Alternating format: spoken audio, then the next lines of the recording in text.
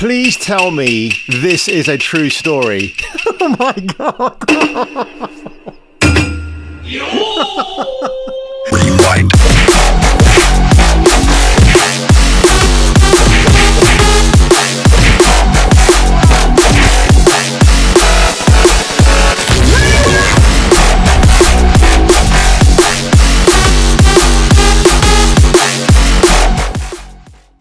Normally when I see a take like this, I go, oh my god, I don't want this to be the case.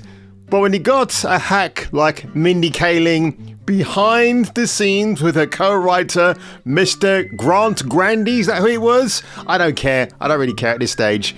This is brilliant. And yeah, I'm going to put out a short, by the way, regarding Velma, something I got right.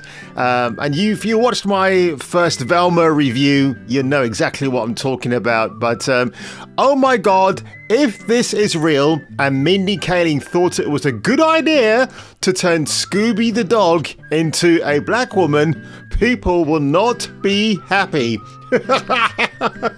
Now, this is a screen grab. I saw this story today and I thought, oh, I actually said at the end of my video, I can't call this Scooby-Doo.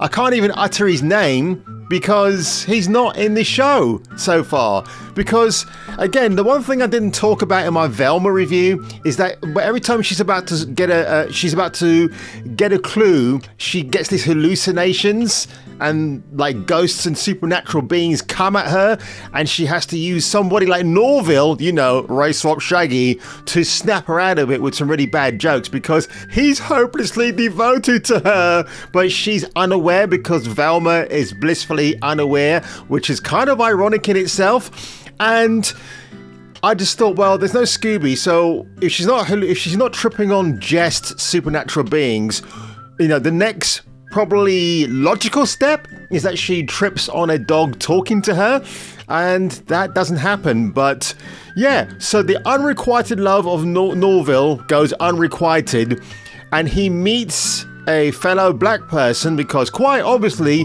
Norville can't make it with a white woman, or in this case an Indian woman, which is kind of funny because in the real world a lot of black people do get married to Indian people. That's a given fact. I've seen it a lot. So he meets a black woman and her name is Scooby. Scooby with an I at the end, not a Y. I actually hope this happens. I don't know what episode it happens in. I looked up IMDb. I looked for breadcrumbs on the internet and I couldn't find anything. But oh god, I've just realised they're holding sandwiches, but as they put them together, it forms a little heart shape. Oh, Norville's found true love with someone called Scooby. You know what I find so disingenuous if this is actually true? And 90% of me believes that it is true, is that you can't have the Scooby gang made up of Freddy, Daphne, super hot babe by the way, Velma, Shaggy, and Scooby, who, you know, Scooby's the Great Dane, and they can't just acquire him and name him Scooby and get on with it. Nope, you now have to do this whole thing like they did with the Lost Children, or the Children in Time for Doctor Who. You know what I'm talking about? Where they completely erased William Hartnell's legacy because it was a black baby that was the first person to be there. So fucking stupid beyond belief. The whole new message now from entertainment, we're just going to hyper diversify every single thing. Things that you may love from a long time ago, we're just going to completely race swap it because that's what it's meant to be. It goes back to this argument that the first person or beings on this planet were of a certain color, and I don't know that. It's just rumor and conjecture at this point. Everybody has their own theory. Some people believe that Jesus Christ wasn't an Italian guy or a Spanish guy. He was another race. I mean, again, I think Jesus Christ actually is an alien, or was an alien, because of the feats that he could produce. Maybe a magician. You know what I mean? If that's even real, which I'm an atheist. I don't anyway. But I hope this is absolutely true. I really do, because it's only going to get so much worse. And this is not even the last we've even heard of it. And you know what? before I go, oh my god, let's have a look at one of my favorite Scooby spoofs, because there's another one coming up. At least I try to look feminine. My feet hurt. Well, is it our fault you wore high heels on a hiking trip? At least I try to look feminine. My feet hurt. Well, is it our fault? I gotta say, Based Daphne certainly has a point. And you know what?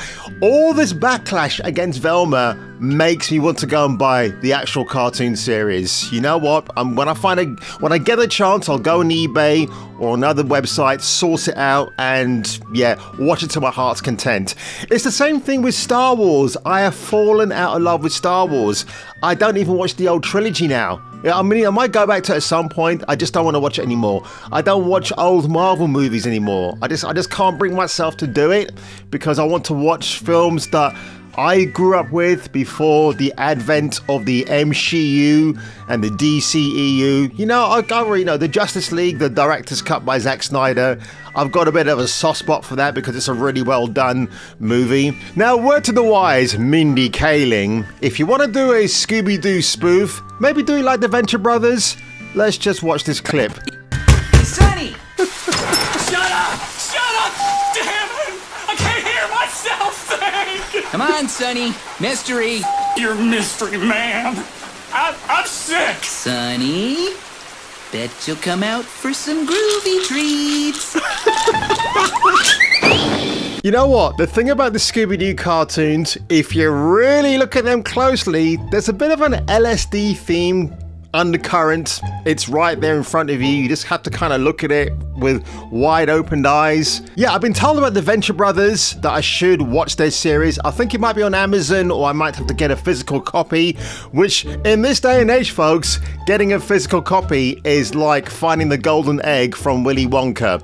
So on that one, if you were me, and if I were you, Scooby-Doo, I would come back for the next video.